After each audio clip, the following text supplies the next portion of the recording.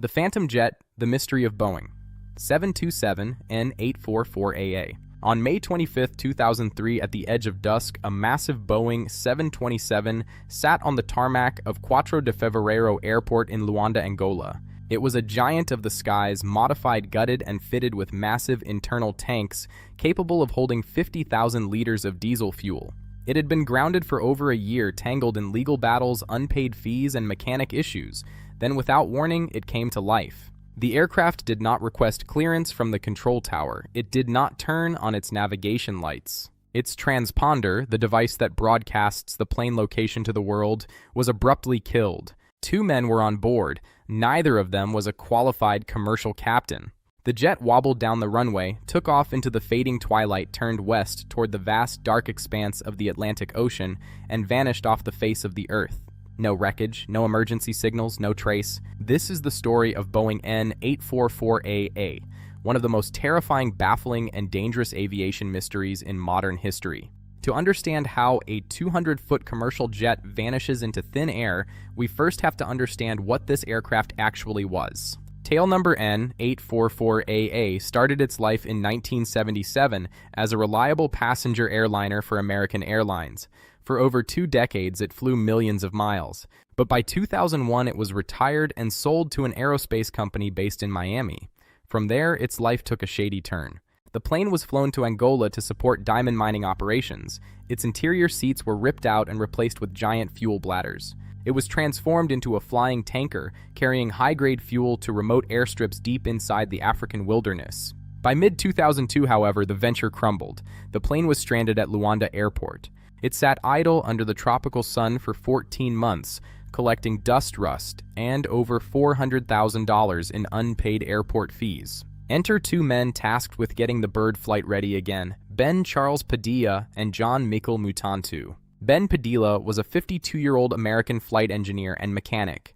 He was a skilled technician, but he was not a licensed commercial airline pilot. He held only a private pilot license meant for small single-engine aircraft. With him was John Michael Mutantu, a 16-year-old mechanic assistant hired locally from the Democratic Republic of Congo.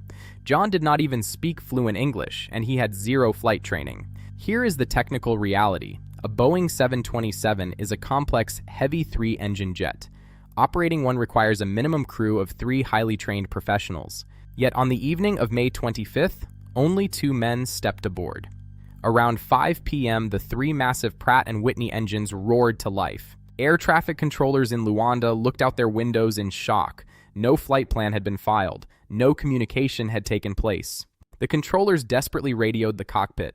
Boeing 844, you do not have clearance. Respond immediately. Silence. The jet lurked onto the main runway, erratically swaying, as if the person at the controls was struggling to hold the brakes. Seconds later, the throttles were pushed forward. With its navigation lights turned off, the massive ghost ship hurtled down the runway.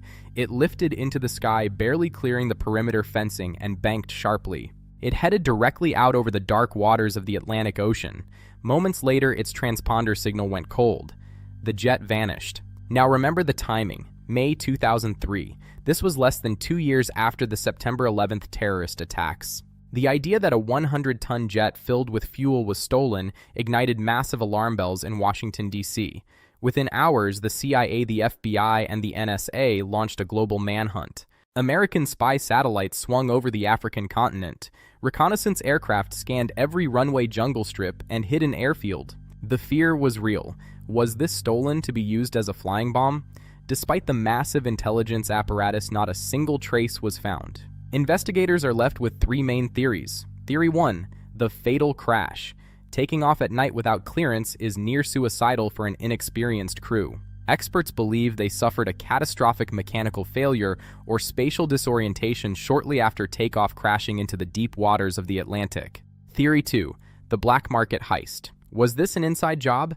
Padilla may have been paid by arms dealers or cartels to steal the plane for illicit operations. In July 2003, a Canadian pilot reported seeing a plane matching N844AA exact description in Conakry, Guinea.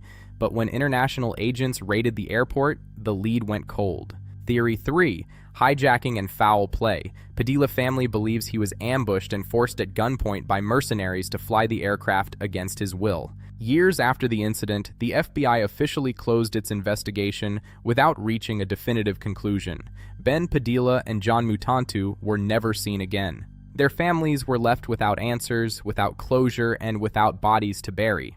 It seems impossible that a 100-ton jetliner could simply dissolve. Was it claimed by the dark depths of the Atlantic Ocean? Or is it resting somewhere under a layer of jungle canopy, keeping its secrets forever? The theft of Boeing. N844AA remains one of aviation history's most terrifying unresolved mysteries.